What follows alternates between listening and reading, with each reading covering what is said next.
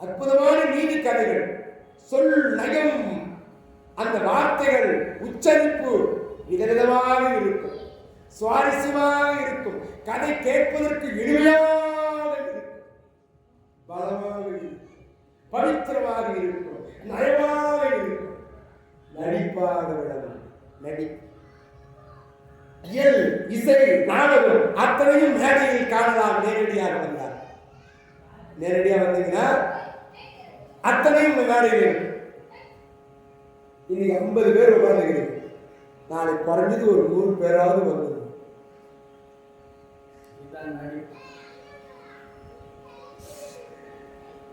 அந்த 10ஆவது நாள் இரவு அவர் மனசில் நினைக்கிறாரா, ஆஹா யாக வேள்வி முடிய போகுது, இந்த யாக வேள்வி முடிய போகுது, அரசன் ஜனமேஜய மன்னர் நமக்கு அன்பளிப்பு பரிசாக கொடுக்க போகிறார்.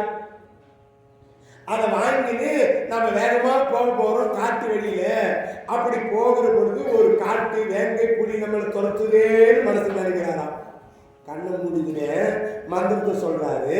மந்திரம் சொல்லும் போது மகாராஜா பணமுடிப்பை கொடுக்க போறாரு. அதை வாங்கி கொண்டு காட்டு வழியா போகும்போது ஒரு புலி நம்ம விரட்ட போகுது. அடடா விரட்டுதே விரட்டுதே விரட்டுதே, யாரு முடிந்து பரிசு கொண்டு போற நேரத்தில் இந்த வேங்க புலி விரட்டுதே ஆடு அலறி தாண்டி குதிச்சு தப்பிச்சு போலான்னு நினைக்கிறாராம். கண்ணு அப்படியே மூடுது.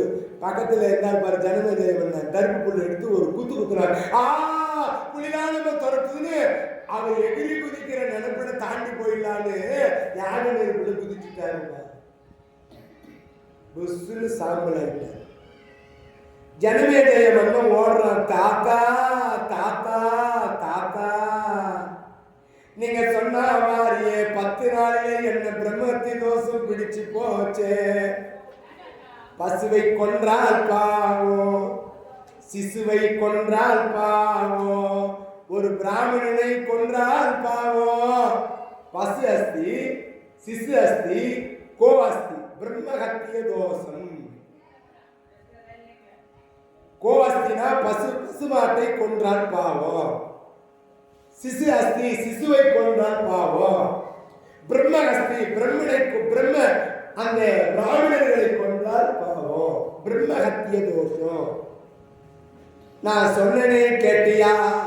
உன்னை 10 நாளிலே பிரம்மஹத்திய தோஷம் பிடிக்க போதுன்னு சொன்னனே. விதியால் மதியால் வென்றிருக்கலாம், விதிய மதியால் வென்றிருக்கலாம்னு சொன்னியே, பார்த்தையா ஜனமேஜய மன்னா? சுவாமி, என்னை பிடித்த பிரம்மஹத்திய தோஷம் எப்படி நீங்குவது சுவாமி? இந்த பிரம்மஹத்திய தோஷம் நீங்கன்னா எந்த பாரத சண்டையை படித்தாயோ அந்த பாரதத்தை முழுமையாக கேட்டால் கரண்டு போடும். 2 வரிதான் சொல்லிட்டு மறுநாள் கதை.